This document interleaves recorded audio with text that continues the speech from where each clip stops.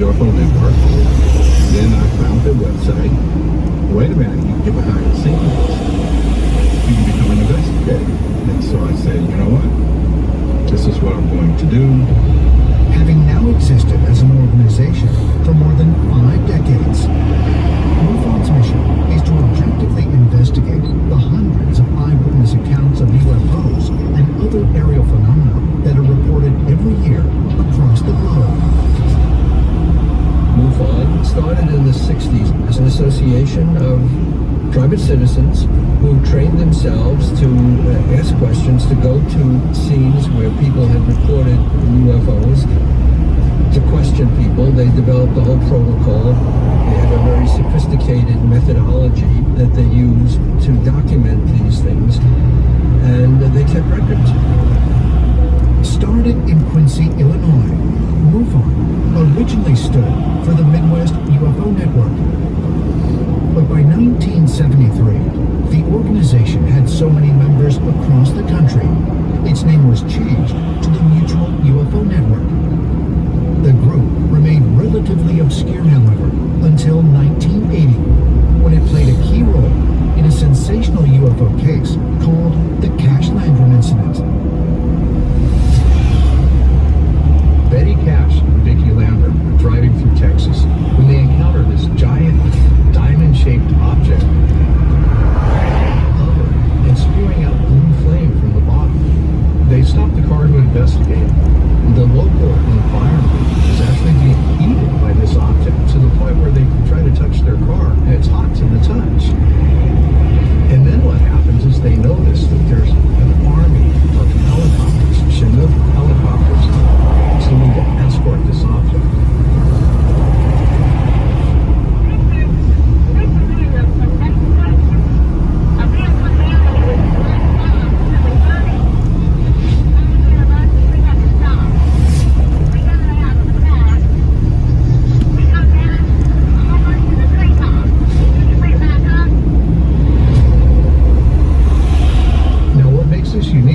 That when they get home, after a couple of days, they start to show symptoms of being exposed to ionized radiation.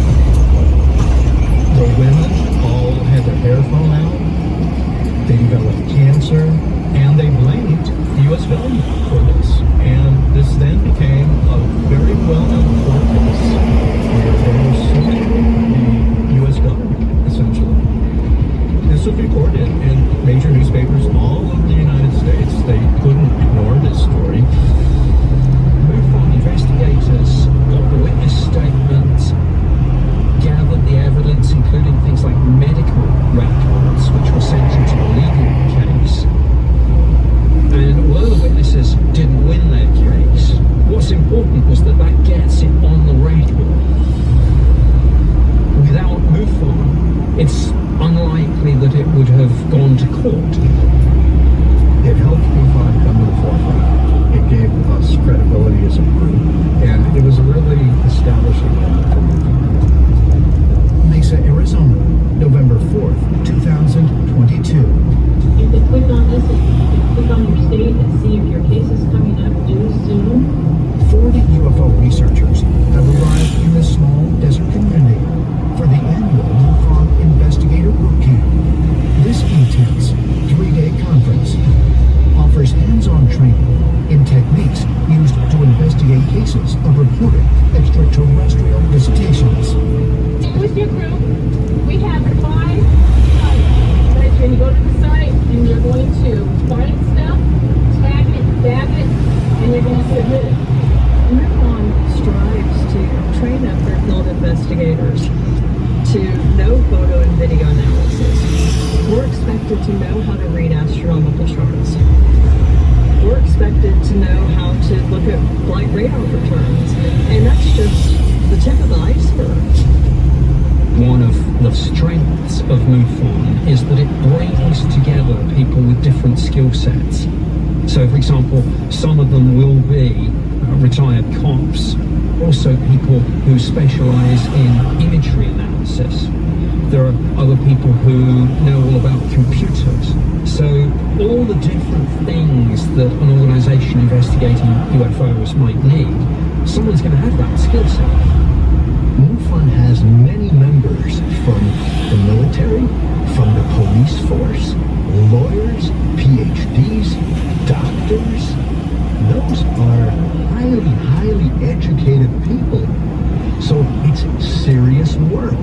these investigators are doing. MUFON is not an organisation for these are not people who think everything's an alien spaceship. MUFON collects thousands of cases and they investigate, they analyse, and they communicate. And MUFON pride themselves on trying to adhere to the scientific method. The UFO phenomenon goes back, in my opinion, thousands of years. The day when it becomes accepted knowledge globally that we are not alone and never have been alone on Earth, I think that MUFON be part of this paradigm shift. For MUFON investigators, determining the source of an encounter is key to identifying what is truly unexplained. And often, the most compelling cases are those in which eyewitness accounts can be corroborated by physical evidence. Ragwallapen, Pennsylvania, November 7th, 2022.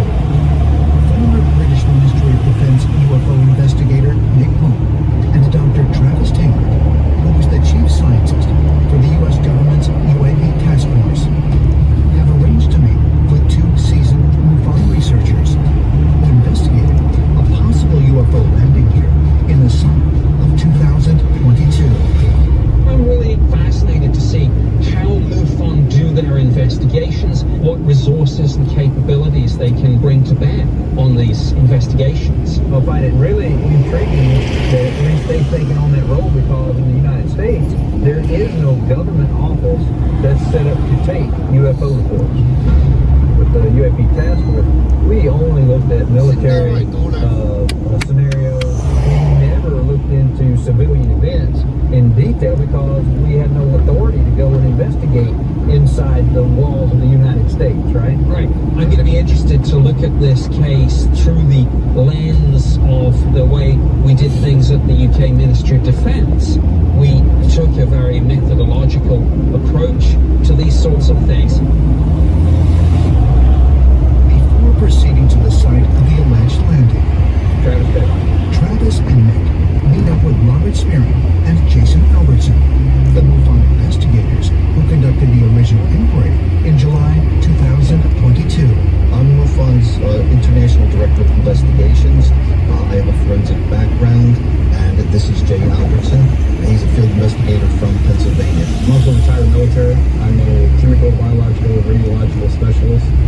So I guess one of the biggest questions for me is, MUFON's become so huge. How's it funded? Or is it all volunteer? Are you guys getting paid to do this? No, everything's volunteer. That's what I thought. That's amazing. MUFON is mostly funded by its membership, and we have about 500 field investigators right now from all walks of life: geologists, biologists, rocket scientists, you name it. So what's your process when someone makes a report to MUFON? What happens? When a witness submits a report, it goes to one of 5 administrators, and the state director will then assign it to a person in that area. Jay lived in the general area where the incident occurred, and we immediately realized that this was a case of interest. So what happened? A woman, about 2:30 in the morning, heard her dogs barking. She saw a white light coming down on the field behind her house.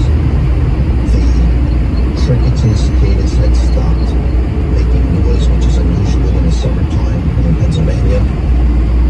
The woman was scared because the dogs was going crazy, running back and forth. And the next morning, her husband went out and discovered what we call a saucer circle about 2 yards in diameter. The pond is to your right. The impression is straight ahead. There's 3 circles that are round in the center. You have a 14-inch circle, perfect, in the center.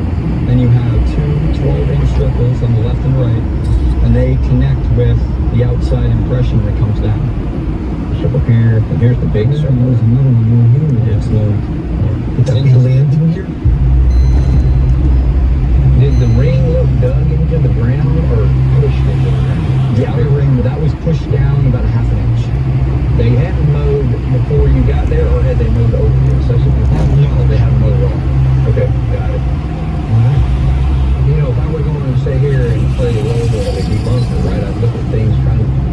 figure this out. I said, oh, well, I've seen when I bent my lawnmower blade, it cut perfect circles like that.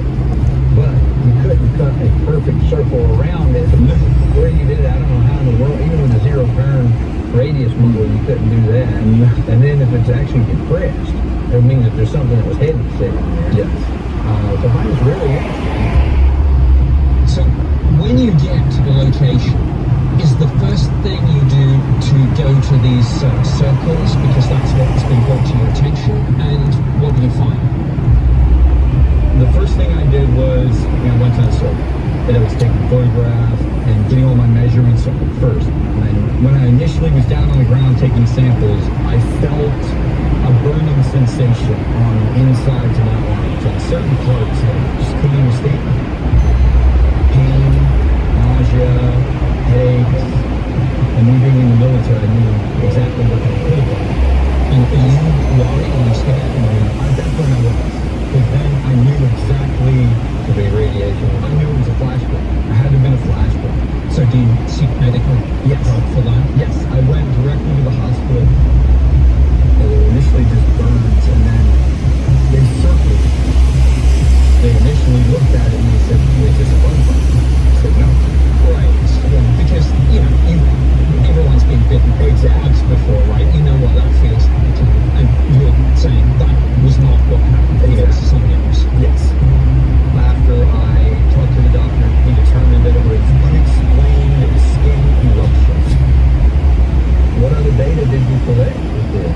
When we got their results back from the MUFON lab in Missouri, the technician there told us that there were some heavy elements within the soil itself. Yeah, if you look in the back of the test here, it states that where coal mining, toxic metals were present, mercury, lead, arsenic, cadmium, aluminum, nickel, uranium. This was all found in the samples.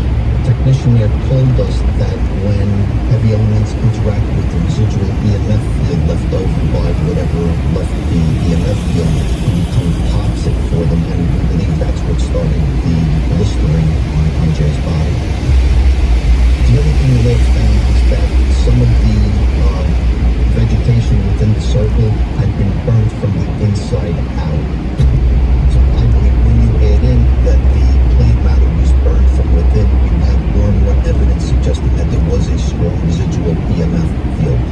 So, out of all the cases that you've looked at, have you seen anything like this? Not like this. I'd say this is one of the top 3 cases I've done. I've done over 1,000. Well, I'll tell you what I would like to do. You guys still have your investigation kit with you? I would like to go back up there and you guys go back through all the measurements you made, and we'll get to watch and see how you did that. But at the same time, we're taking another measurement that happened given amount of time afterwards. And if there are changes, that'll be very interesting data that we'll need to know. Okay, let's go. Let's go. Let's go. Great.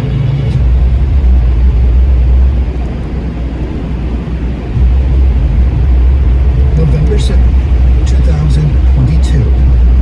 Dr. Travis Taylor and Nick Pope are in Wapwallopit, Pennsylvania, to see how MUFON investigates UFO sightings firsthand. They arrive at the home of Robert and Melissa Skirchand. The Skirchands are looking for answers as to what occurred on their property several months earlier. So, whereabouts did this take place? They're behind you. This is aggressive. Lead the way. Oh, we're this close to the house. Yes. Wow. Yeah, in this area right here. I say we go back and get the equipment out of the vehicle, and then we'll let the MUFON guys come do their thing. Nick and Travis are joined by MUFON field investigators Robert Spearing and Jason Albertson. Jason and Robert will retest the area for radioactivity and collect more soil samples on the Skirchand property. The goal is to see if any lingering effects from the initial incident remain. Jay's going to check for residual radiation, an EMF field, residual EMF field. We're going to see if there's anything subground metallic underneath. When we do that, if it's safe to go back in, we're going to do some soil samples. Sure. So let's do it. Jason actually has a pretty good background for this type of investigation. He's from a military background doing chemical weapons disposal. So he's familiar with radiation, electromagnetic fields, and that type of scientific measurement, no matter where it was and understanding those phenomena. Just about here. Now, normal radiation levels in this area of Pennsylvania about 50 to 68 clicks per minute. Yeah, that sounds about right. It's pretty much 65 right now, so I don't see any sort of dangerous radiation. Did you find anything with the metal detector on your initial search? Initially, no. No. So, Jason, you said you took samples outside of the spot. Yes. So you took soil samples from the pond, Yes. grass samples, water samples, Yes. soil samples here, and the soil samples near the pond were not the same, or they were the same as they were here? They were different. Okay. The interesting thing, though, is that right here, just 10, 20 feet away, you have different minerals in the soil than you do there, and you would expect the runoff, since that's downhill, it all to be the same, which is odd. Jason and Robert are going to take fresh samples of the soil to test it again. Jason, this is where you kind of got sick yourself, right? As soon as I got down to the ground, that's when I felt different spots on my arms, on the insides of my arms. Yeah, we'll get some grass in here too from that. Alright. And then we'll get a control sample. Okay, which way do we go? That way? Yeah, we can go that way. Yeah, I'm gonna hold on to this till it's labeled. All right. So we'll take the control sample. Yeah. So this then gets labeled, gets sent back to the lab, and you maintain the chain of custody. You've got some initial data. If it was just simply something on the surface, it's been enough time now, a lot of that should have washed away. So it might be that you'll find a different sample than what you found before. That's looking good. I can't wait to see the results. For Travis and Nick, the Skurchak case has shown them the methodical nature of MUFON investigations. I think MUFON did a great job here. I was very impressed with both the investigators. Everything I witnessed them talk about and actually do resonated with me in terms of the sort of thing that we did in the government. The case here at the Skurchak residence is a really interesting one because there's actually some physical evidence left behind that can be investigated. And the MUFON guys did a good job taking soil samples, electromagnetic measurements, gamma ray measurements, and things of that nature. This is the type of process that we're going to have to standardize more if we're ever going to get to the bottom of this phenomenon. The Skurchak sighting is one of MUFON's most intriguing cases of 2022. But deep in MUFON's files are a host of other sightings, many with video evidence that cannot be explained. Gosport, England, January 9th, 2017. Just before 11 p.m., residents of this city see something unusual in the night sky. Dramatic video is captured of three lights converging, separating, Coming back again. and then reconverging. For MUFON investigators, this footage was particularly exciting. What makes this video especially compelling is that you have the visual evidence, multiple witnesses, and it still stands out as something we can't explain. That's what we call the Category 3 case. It's the one with the most potential to be unexplained. On December 31st, 2021, an even stranger video of an alleged UFO was sent to MUFON by soldiers at Tool Army Depot in Utah. The soldiers filmed a strange light hovering in the sky for 5 consecutive nights. If it were some kind of a military plane, we would be able to detect it. We have our ways of finding out that this is a military craft. We can check all the information in the area. There was no craft at that time. What makes this case so interesting to us is that after this happened, all military personnel were released from the base. After the fifth night, military executives suddenly showed up. They interviewed people. They told everyone on the base who had seen these UFOs that they were dismissed. They told them also their clothes and things had been contaminated by this UFO. Are the mysterious lights in these videos and accounts by witnesses like the Skurchaks. Evidence that extraterrestrials are visiting our planet. For now, the answer remains a mystery. But each MUFON investigation is added to their ever-growing database in the hope that one day they will provide vital clues. Every time you investigate, you're adding to the database of knowledge, and then you look for trends. It's those sorts of little details that you just store away until they come up again. And then maybe it tells you something interesting and important. While MUFON has amassed a large inventory of reports they cannot explain, there are a few that stand out as truly astonishing. One of the most compelling of all involved multiple witnesses who saw not only a craft, but also alien visitors.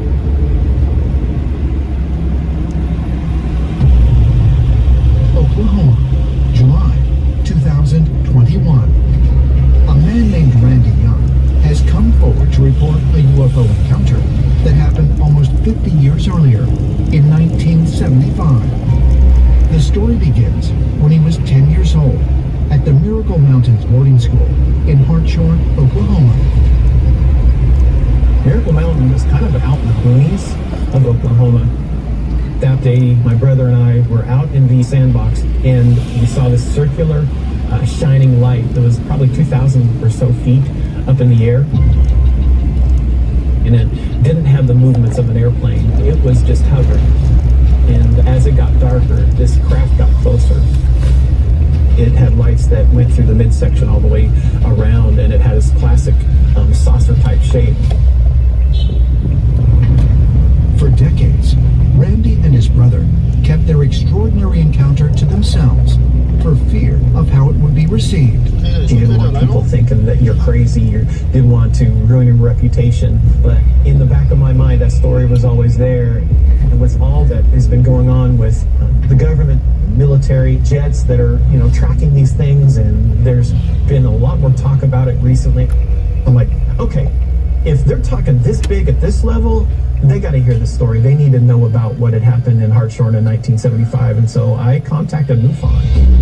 The report reached the desk of Mindy Todfest, the Oklahoma State MUFON director. Randy filed an official report through MUFON.com, and I immediately knew after reading it that this case could be a very, very important case to all of UFO history. Thôi điền ạ. Một phun xanh nèo đi. Một phun xanh nèo.